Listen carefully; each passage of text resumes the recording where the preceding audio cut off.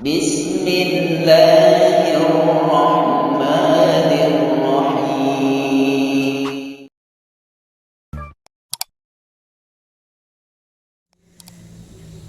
Jemaah sekalian yang dimuliakan Allah Subhanahu wa taala, ibu-ibu rahimakumullah.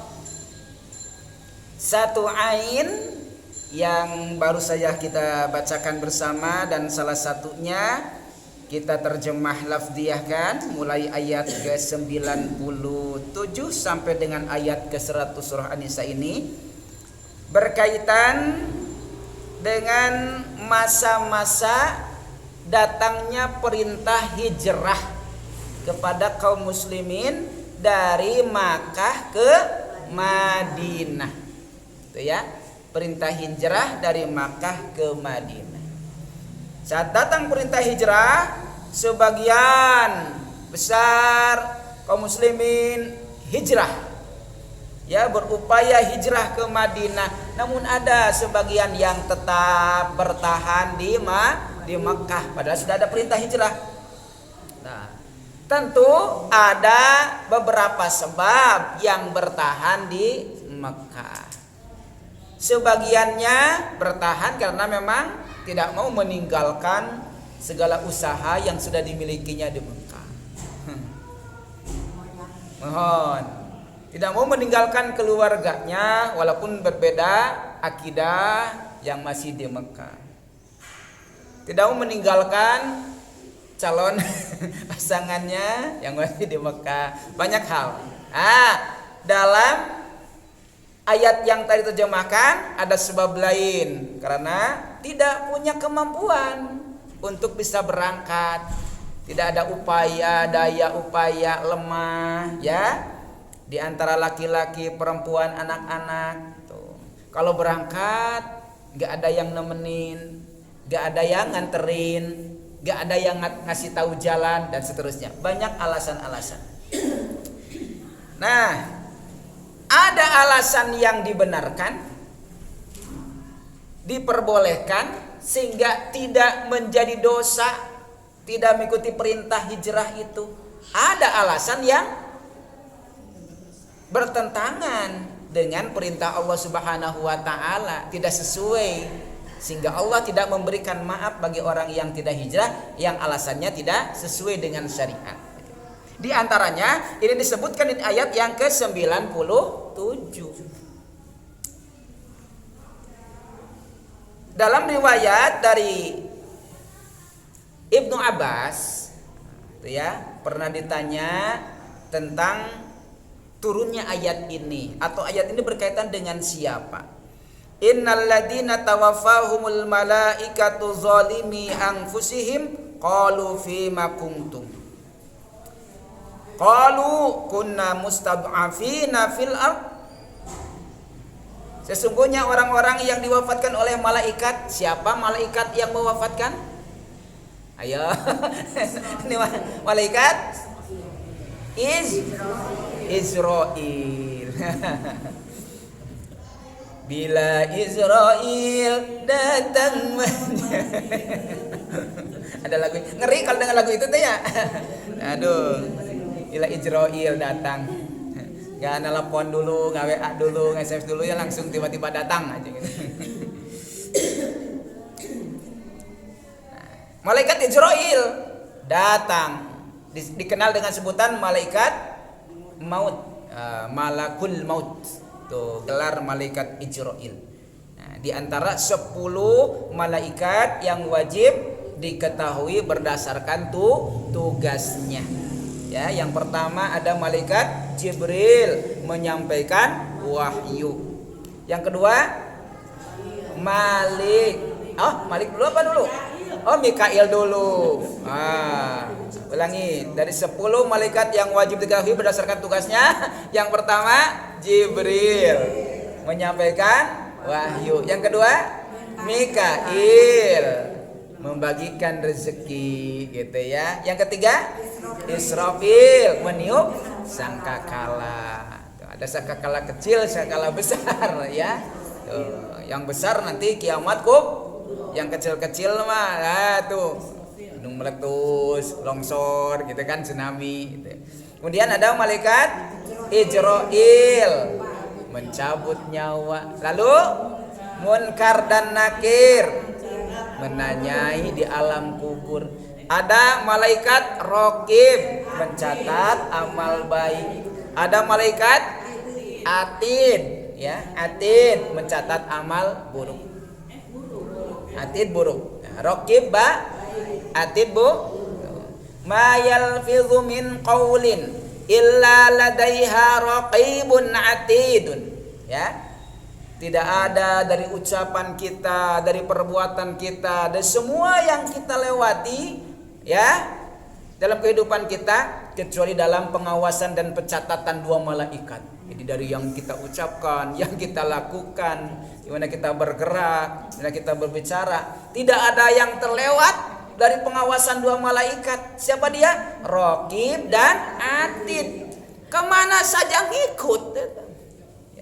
Disebut dengan salah satu malaikat hafadhah, malaikat penjaga kita. Ngikut kemana saja kita berangkat, di mana saja kita berada. Itu malaikat Raqib dan Atid. Ya, maka hati-hati dengan ucapan, hati-hati dengan perbuatan. Kalau tidak memungkinkan ucapan kita baik, benar, memberikan manfaat, kata Nabi lebih baik diam. Ya. Man kana yu'minu billahi wal yawmil akhir, siapa yang beriman kepada Allah dan hari akhir, falyakul khairan au liyasmut, berkatalah yang baik atau diam. Nah, makanya ada pepatah mengatakan diam adalah emas. Bukan berarti tidak boleh bicara terus diam. Biar jadi emas. Bukan jadi emas kalau diam terus mah, ya. Kalau perlu bicara ya bicara. Ditanya, "Bu, punten nanuskeun ari alamat di mana?" Diem weh. Nggak jawab. Kenapa Bu diem? Diam itu emas. Salah eta mah. Sanes emas eta mah, ya. Dalam hal tertentu, ketika kalau kita berbicara itu akan berpengaruh buruk, mungkin jadi menyakitkan orang, gitu ya, membahayakan orang dan sebagainya. Lebih baik diam. Maka diamnya adalah emas. Tuh. Atau kalau kita bicara, ada orang yang bisa jadi berselisih, bertengkar, maka diamnya adalah emas. Tuh. Itu ucapan hati-hati, perbuatan pun demikian, ya. Kata Nabi, silakan berbuatlah semaumu. I'mal masyita, semaumu. Mau ngelakuin apa aja, lakukan. Tapi ingat, semua perbuatan itu fa innahu majziyun, akan dibalas, akan ada balasannya, tidak akan hilang begitu saja. Di hadis sebelumnya disampaikan dia, berhati-hati dengan yang sedikit. Tuh, fi qalilin minal khair, fi qalilin minasyarr. Jangan menganggap sepele, menganggap remeh dengan yang sedikit dari kebaikan, yang sedikit dari keburukan. Boleh jadi di surah An-Nur ada yahsabunahu hayyinan wa huwa indallahi azim. Yang dianggap sepele itu ternyata besar pahalanya di sisi Allah atau besar dosanya di sisi Allah. Jadi kalau kebaikan besar pahalanya ternyata kira oke, tapi besar dicatat oleh Allah. Ada keburukan dianggap sepele, cuma ternyata Allah mencatatnya itu adalah dosa yang besar. Begitu. Jangan menganggap sepele hal yang kecil. Raqib, Atid mencatat amal buruk. Jadi terlalu mengawasi itu, ya, pengawas kehidupan kita dari ucapan kita dan perbuatan kita. Baik langsung jadi catatan malaikat Raqib, buruk jadi catatan malaikat Atid. Ya, Atid, Raqib, Atid. Siapa lagi? Malik. Munkar Nakir sudah, ya. Malik menjaga pintu neraka. Ridwan menjaga pintu surga.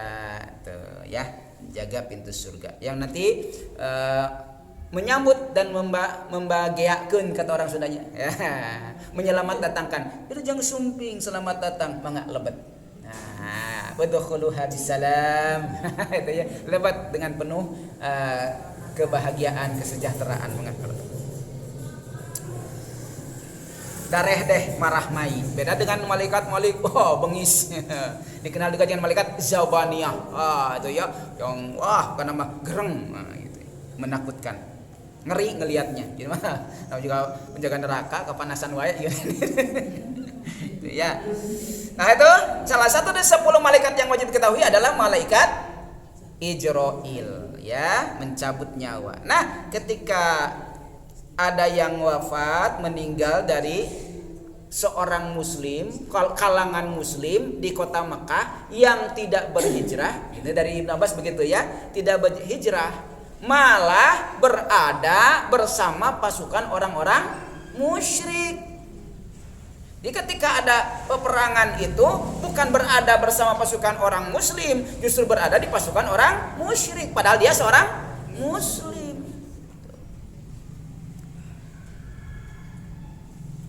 Kalau bima kuntum, hari kamu teh di kelompok yang mana? Begitu kata malaikat pencabut nyawa. Qalu kunna mustad'afina fil ard. Mereka menjawab, kami ini termasuk yang lemah di muka bumi, artinya tidak bisa berangkat, padahal secara lahiriah harusnya bisa berangkat berhijrah, malah bertahan, justru malah berada dalam pasukan kaum musyrik, kaum kafir. Begitu dalam beberapa riwayat, di antaranya dari Ibnu Abbas. Lalu kata malaikat, qalu alam takun ardullahi wasi'ah fatuhajiru fiha. Yang benar aja, bukankah bumi Allah itu luas? Kalian bisa berangkat kemana saja, asal jangan di sini aja bersama orang-orang kafir, orang musyrik. Ya, tinggalkan mereka karena Allah menyuruh untuk berhijrah. Kalau tidak tahu ke Madinah, cari tempat yang lain karena luas tempat Allah itu. Kemana saja melangkah, maka Allah akan sediakan tempat di situ. Begitu ya. Takut urusan rezeki, di sini ada usaha. Tenang, di tempat yang baru boleh jadi Allah memberikan rezeki yang lebih luas. Nanti gak punya rumah, ini ditinggalkan rumah yang bagus. Tenang, di tempat yang baru boleh jadi Allah anugerahkan atau berikan rumah yang lebih hebat, yang lebih bagus, yang lebih besar. Gitu. Kekhawatiran-kekhawatiran itulah yang menjadikannya bertahan sehingga tidak mau hijrah, ya. Lalu meninggal karena alasannya tidak sesuai. Ya, alasan yang disampaikan tidak sesuai dengan syariat, maka ada jaminan faulaika ma'wahum jahannam, maka mereka itu adalah tempatnya jahanam, neraka jahanam. Naudzubillah. Itu hijrah itu perintah dulu di masa berhijrah dari Mekah ke Madinah, diperintahkan dan itu wajib. Ya, wajib hukumnya. Maka ketika tidak berhijrah tanpa alasan yang benar sesuai syariat, dia mendapatkan jaminan. Apa jaminannya? Faulaika ma'wahum jahannam. Kenapa? Membangkang kepada perintah Allah dan ajakan Rasulullah.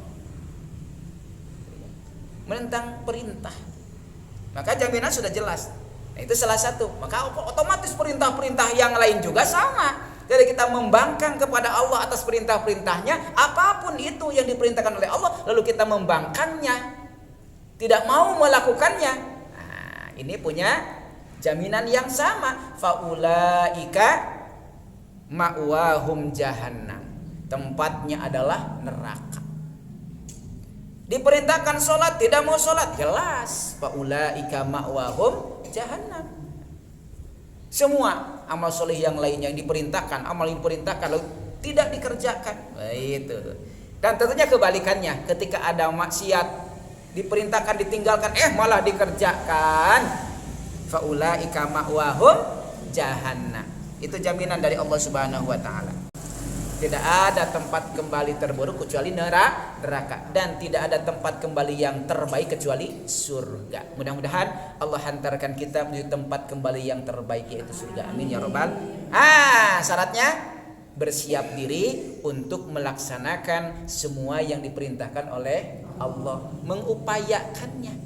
mengupayakannya saja dulu. Nanti di ayat yang tadi kita terjemahkan ada bahasa hilatan, la yastati'una hilatan. Kalau sudah di luar batas kemampuan kita lalu kita tidak bisa melakukannya, itu beda hal lain. Jadi tugas kita apa? Mengupayakan dulu. Harus ada upaya dulu. Ya, sholat ada upaya dulu. Sudah berupaya, geningan, katinggalan. Udah upaya ingin berjamaah, tinggalan berjamaahnya. Upaya mau sholat tepat waktu, malah kelewat waktunya. Misalnya, itu sudah diupayakan. Ini ada hal-hal lain yang disebutkan setelah ayat itu. Ini tugas kita mengupayakannya. Setelah mengupayakannya ternyata tidak sesuai dengan yang diharapkan, ya, yang seharusnya, ada kaidah yang berbeda. Ada kaidah yang berbeda. Seperti halnya alasan tidak hijrah karena yang disebutkan pada ayat 98. Illal mustad'afina minar rijali wan nisa, kecuali orang-orang yang lemah. Dia tidak hijrah, tidak melaksanakan perintah Allah, hijrah dari Mekah ke Madinah. Tuh, dulu masa ada perintah hijrah buat para ulama dan para sahabat yang meriwayatkan. Siapa mereka? Orang-orang yang lemah dari laki-laki. Itu ya, biasanya yang laki-laki yang lemah itu yang bagaimana? Yang sudah tua, itu ya yang sudah tua, renta, yang sudah tidak mungkin lagi berjalan dan tidak ada yang bisa ngegendong misalkan, atau tidak ada kendaraan yang bisa menghantarkannya untuk bisa berhijrah. Datos rempok kieu kumaha hijrah. Nah, kira-kira begitu ya. Yang sudah lemah, sudah tidak berdaya, sudah lemah. Jangankan jalan, berdiri saja nggak bisa, kira-kira kan boleh jadi ada yang begitu. Ayo nama stroke, dulu ada stroke, udah ada belum ya? Ada. Mungkin ada ya, dulu juga stroke itu. Sudah penyakit modern zaman sekarang ya stroke. Mungkin saja ada dari dulu ya stroke juga. Cuman istilahnya boleh jadi berbeda. Ya, kadang-kadang ada penyakit yang sama, istilahnya ini namanya beda. Oh, dulu mah itu penyakitnya ini, sekarang mah ini, gitu kan namanya. Sok ada coba yang tahu penyakit dulu namanya apa zaman dulu, sekarang istilahnya berbeda. Non, asam urat dulu apa sok? Encok. Aduh encok jenanya semua. Rematik. Nah, sekarang kan asam urat. Nah, apalagi kolesterol kan gitu. Dulu mah encok. Rematik, encok dan lain sebagainya. Kemudian wanita, perempuan, itu kan ya lemah, sudah lemah dari perempuan. Ya tadi itu mungkin sudah tua, para ulama, ya sudah tidak punya kemampuan untuk berjalan, tidak ada biaya untuk bisa berangkat. Wal bildan, anak-anak yang tidak memungkinkan untuk bisa berangkat. Bayangkan perjalanan Mekah ke Madinah, pakai kendaraan aja kesel, pakai mobil kesel. Tuh, ayo nama. Ada yang pakai unta, ada yang jalan kaki. Sebagian besarnya jalan. Bayangkan jalan kaki, makanya orang-orang yang lemah jauh jalan kaki. Nah, yang lemah-lemah ini mereka syaratnya adalah punya keinginan untuk berhijrah. Dari mana ciri punya keinginan? La yastati'una. Yang lemah dari laki-laki, yang lemah dari perempuan, yang lemah dari anak-anak yang tidak bisa berangkat. Ya, karena kelemahannya itu. Mungkin karena tuanya, karena masih anak-anaknya, karena tidak ada yang bawanya. Nah, la yastati'una hilatan. Syarat yang pertama sudah tidak punya daya upaya. Betul-betul tidak punya daya upaya. Ini berkaitan dengan fisik dan perbekalan, ya. Dia berkaitan dengan fisik dan perbekalan. Ini yang pertama tuh. Hilatan itu, daya upaya. Fisiknya sudah tidak memungkinkan untuk bisa berangkat, apalagi kalau jalan kaki. Sakit lutut. Oh. Iya. Sekarang dari apa? Perbekalan juga tidak memungkinkan. Masa tidak bawa bekal? Jalan berminggu-minggu, ya, dari Mekah ke Madinah harus ada bekal pasti itu. Berapa? Tuh. Atau kalau jalan berapa hari itu ya? Berbulan-bulan. Bisa berbulan-bulan itu yang jalannya peleye gitu kan, bisa lama. Yang onta aja berminggu-minggu, yang pakai onta. Ya, pakai mobil mas sekarang berapa jam? Kurang lebih sekitar 11-12 ya jam tuh. Kemudian pakai kereta api lebih cepat lagi.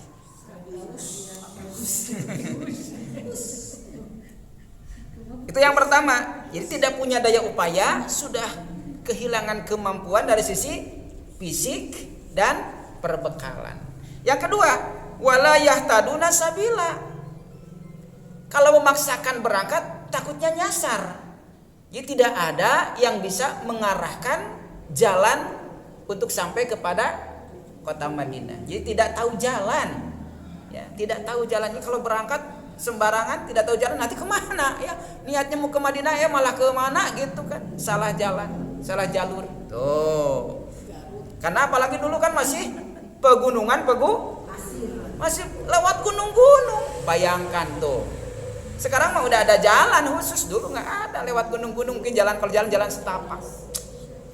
Jadi diperkirakan saja nih arahnya kemana gitu. Naik gunung, diceritakan, diriwayatkan Sayyidina Ali itu kakinya sampai berdarah-darah, ya berdarah-darah saking perjalanan yang panjang lama.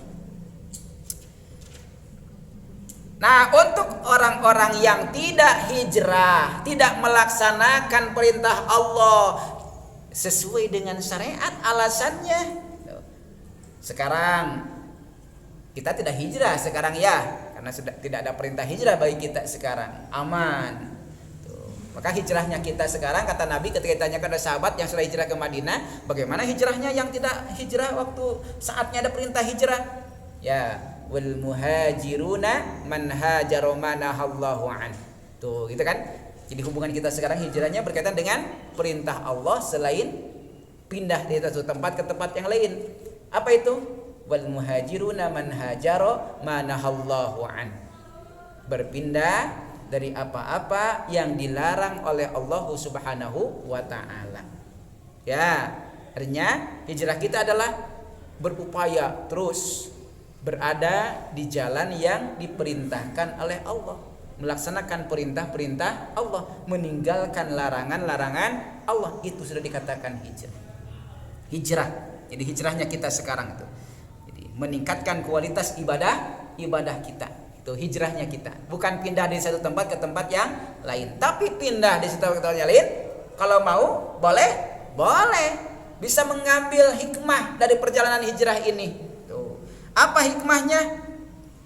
Nanti di ayat selanjutnya. Sekarang bagaimana dengan orang yang tidak berangkat hijrahnya dengan alasan yang sesuai syariat? Kata Allah, faulaika asallahu ayya'fu anhum. Tidak punya daya upaya, terbatas fisik dan bekal untuk bisa berangkat, tidak tahu jalan untuk bisa berangkat berhijrah. Nah, itu dibenarkan, ya. Orang-orang yang lemah itu, faulaika asallahu ayya'fu anhum. Maka kata Allah, faulaika, maka mereka itu asa, mudah-mudahan. Menurut para ulama mufassir, kalau yang mengatakan mudah-mudahan Allah, asa, la'ala. Nah, yang mengatakannya siapa? Allah. La'allakum, asallah. Jadi kalau yang mengatakan mudah-mudahan itu Allah kepada hambanya, maka mudah-mudahan itu berarti kepastian. Ya, bukan keraguan. Nanti ibu datangnya ke rumah saya, ya mudah-mudahan bisa datang. Nah, masih ragu nih antara bisa dan tidak kan itu. Mudah-mudahan tuh. Harapan masih dalam harapan. Jadi mudahan itu sebuah harapan. Mudah-mudahannya cepat sembuh, masih dalam harapan. Tidak bisa memastikan pasti sembuh. Itu kalau yang diucapkan oleh manusia. Jadi bahasa mudah-mudahan itu harapan. Tapi kalau Allah yang menyebutkan mudah-mudahan, menurut para mufassir, maka itu adalah kepastian. Pasti. Kata Allah teh, mudah-mudahan sembuh, berarti pasti sembuhnya. Mudah-mudahan berhasil, pasti berhasilnya. Mudah-mudahan mendapatkan petunjuk, pasti dapat petunjuknya. Mudah-mudahan jadi orang yang bertakwa, pasti jadi orang yang bertakwanya. Ya ayyuhalladzina amanu kutiba alaikumussyam kama kutiba alal ladzina min qablikum la'allakum tattaqun. Mudah-mudahan ya, supaya kalian menjadi orang yang bertakwa, orang yang berpuasa Ramadan dengan benar. Imanan wahtisaban, pasti dia akan tergolong golongan orang yang bertakwa. Itu. Surah At-Taubah. Fasa ulaika ayyakunu minal muhtadin, tentang memakmurkan masjid. Orang yang memakmurkan masjid ialah orang yang beriman kepada Allah, hari akhir, berikan sholat, memberikan zakat, kemudian tidak takut kecuali hanya kepada Allah. Yang dimaksud adalah sebagian ulama rajin memakmurkan masjid dengan tolabul ilmi, dengan kajian. Sebab apa? Innama yakhsyallah min ibadihil ulama. Yang takut kepada Allah adalah yang diberikan ilmu oleh Allah. Al ulama, yang diberikan ilmu yang lebih oleh Allah Subhanahu wa taala. Maka makna walam yakhsha ilallah di surah At-Taubah ayat 18 itu sebagian ulama adalah yang biasa mengisi masjid dengan kajian untuk menambah ilmu, ya, menjadi orang-orang yang berilmu sehingga dengan ilmunya semakin takut kepada Allah. Jaminannya apa? Fa'asa ulaika ayyakunu minal muhtadin. Mudah-mudahan tuh mereka itu termasuk orang yang mendapatkan hidayah. Nah, fa'asa ini yang menunjukkan siapa? Allah. Maka berarti Allah menjamin pasti dia termasuk golongan orang yang mendapatkan hidayah. Nah, nih yang hadir ini kita khususnya mudah-mudahan tercatat dipastikan oleh Allah mendapatkan hidayah. Ya. Di sini faulaika asallah, mudah-mudahan Allah ayyafu anhum, memberikan maaf kepada mereka al-mustad'afin, tadi orang-orang yang lemah yang tidak hijrah karena alasan yang benar. Allah mudah-mudahan memaafkan, karena yang mudah-mudahan ini Allah, maka para ulama berarti kepastian, pasti Allah memaafkan mereka. Kita sudah berupaya melaksanakan ketaatan kepada Allah, ya, tapi ada tapinya, banyak kekurangannya, banyak kelemahannya, sholat banyak tidak khusyuknya dan lain sebagainya. Tapi sudah berupaya, sholat berupaya khusyuk gitu ya, dengan memahami arti bacaan sholatnya, dengan sebaik-baiknya menggerakkan dalam sholatnya. Tapi anggar we malah wengkene Allahu Akbar, ingat we gitu ya, banyak yang ingat. Aduh baju ya hijau, kerudungnya belum ada yang hijau. Aduh ini tasnya udah kuning nih, belum punya sepatu kuning. Misalnya gitu ya, ingin yang kuning-kuning. Kan suka yang ingin matching gitu ya gitu. Nah itu nanti angkotnya harus angkot biru misalnya. Itu masih ada gangguan, tiba-tiba ingat apa, ingat itu, atau tiba-tiba ingat teman, jangan-jangan nanti teman ada yang datang ngajak dan sebagainya tuh dalam sholat, tapi sudah berupaya, fa'asa, maka mudah-mudahan Allah memaafkan tuh. Mudah-mudahan di sisi Allah adalah kepastian, pasti Allah memaafkan kalau sudah upaya. Kalau tidak ada upaya, ya itu beda hal lain. Kalau tidak ada upaya, beda hal lain. Saya di situ ada dosa berarti. Sudah disebutkan di ayat yang ke-97. Wa kana Allahu afuwan ghafura, karena Allah itu adalah Maha Pemaaf lagi Maha Pengampun. Tentunya ini terkait juga berhubungan sesuai dengan hadis Nabi yang diriwayatkan dari Sayyidina Umar bin Khattab. Ya, hadis muttafaqun alaih, hadis yang sahih. Hadis pertama di Hadisul Arba'in yang sudah tamat.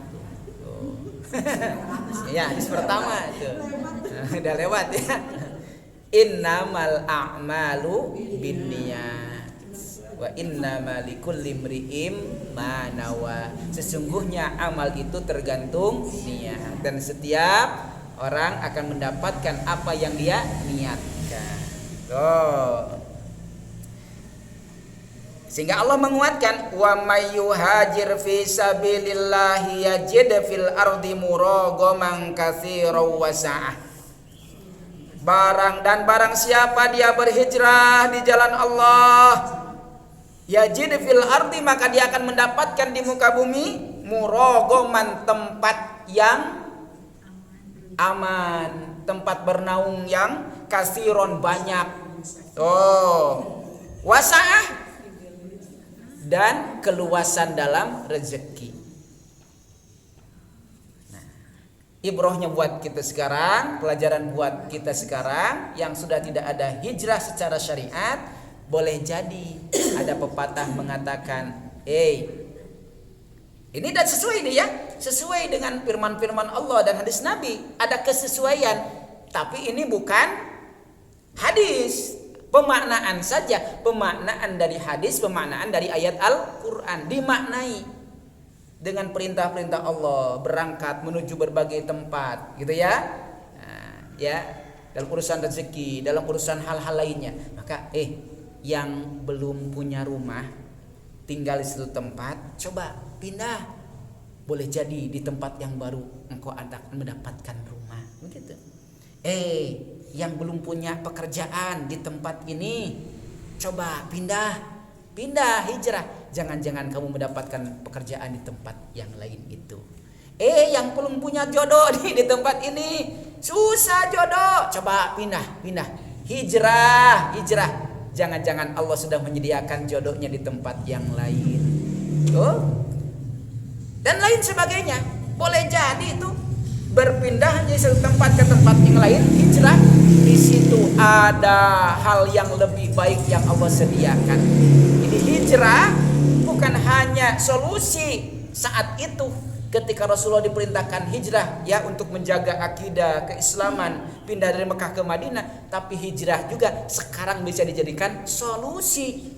Bisa dijadikan solusi. Jadi hijrah bisa dijadikan solusi. Pindah dari satu tempat ke tempat yang lain. Orang yang di Tasik pindah ke Bandung, yang di Bandung pindah ke Jakarta, Jakarta pindah ke Bandung, pindah ke Garut. Pindah di satu tempat pindah ke tempat yang lain. Boleh jadi, bisa jadi solusi. Yang belum punya pekerjaan jadi punya pekerjaan. Yang belum punya rumah jadi punya rumah. Yang belum punya jodoh jadi punya jodoh. Yang belum punya anak jadi punya anak. Boleh jadi. Hijrah jadi solusi. Jadi silakan boleh diamalkan ya, boleh dilaksanakan ya, berhijrah di satu tempat ke tempat yang lain. Di situ ada kebaikan-kebaikan yang banyak. Ya. Rezeki yang luas. Boleh jadi disediakan oleh Allah di tempat yang baru itu. Begitu. Wa may yakhruj min baitihi muhajiran ilallahi wa rasulih, dan siapa yang keluar dari rumahnya, dia berhijrah di jalan Allah dan Rasulnya, kemudian di perjalanan dia meninggal dunia karena satu dan lain hal, meninggal dunia, maka kata Allah, faqad waqa ajruhu 'ala Allah, dengan niatnya itu pahalanya sudah sampai kepada Allah, sudah dicatat oleh Allah, sudah disimpan oleh Allah. Wa kana Allahu ghafurur rahim, dan terbukti Allah Maha Pengampun lagi Maha Penyayang. Jadi kalau belum sampai itu sudah dicatat pahalanya. Ini pentingnya niat. Maka ada hadis, idza hamma 'abdun bi'amalin, jika seorang hamba sudah berniat dengan sungguh-sungguh untuk melakukan satu amal, lahu hasanatun, segera catat satu kebaikan. Baru niatnya itu catat satu kebaikan. Baru nih. Bagaimana kalau melakukannya? Faktub lahu asyran, maka catat baginya 10. Gitu. Jadi niat itu sangat berpengaruh. Maka tadi innamal a'malu binniyat, amal itu tergantung kepada niat. Dalam hal ini di beberapa kajian mufassir ada satu hadis yang menguatkan berkaitan dengan amal-amal yang lain selain hijrah.